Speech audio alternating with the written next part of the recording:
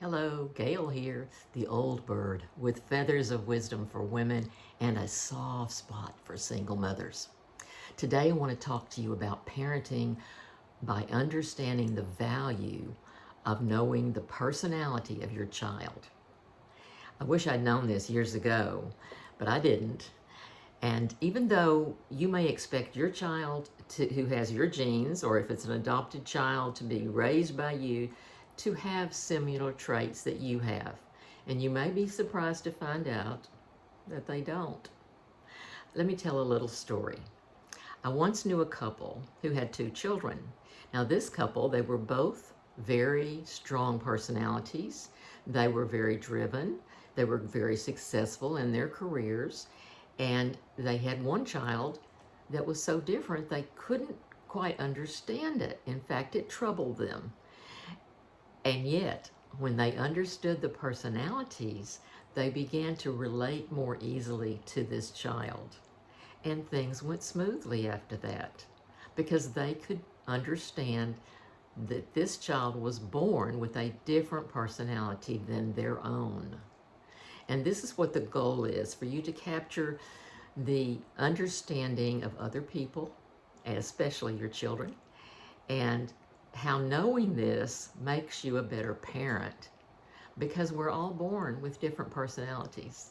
It's illustrated throughout life, throughout literature, historically, and so forth. So you can know that you have the right to be who you are as much as they have the right to be who they are. Now, let me share with you this particular book, The Personality Plus for Parents by Florence Littauer. Florence is no longer with us, unfortunately, but this book can be ordered and is still available. And I'm going to share with you a few tidbits about each of the four personalities that are included here. There are popular sanguine, powerful choleric, peaceful phlegmatic, and perfect melancholy.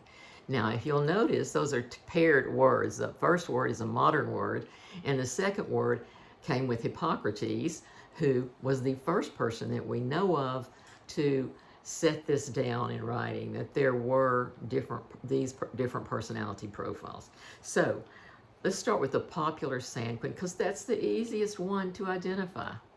Popular modern word, sanguine an ancient word.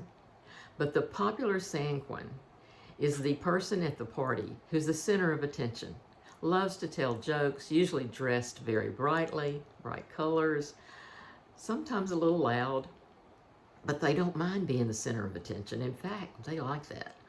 And that is the one that's the most easy to identify. The others not quite so easily. Now, the next one is the powerful choleric. A powerful choleric is the person who likes to be in control. They like to have the power. They like to make things happen. They're very productive people. They're not always easy on others, but they are very powerful in getting things done.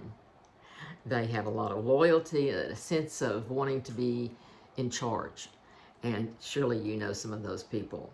Now, also you need to know that some of these are paired. They come together in pairs more easily than others. So you could be a popular and a powerful. You could balance those together. Now, the third one is the perfect melancholy, and that gives it away, doesn't it? Perfection is their middle name. They like detail. They like things to be in order. They like to know what's going to happen, and they make great accountants and great surgeons. And my husband's a dentist, and he's a perfect melancholy.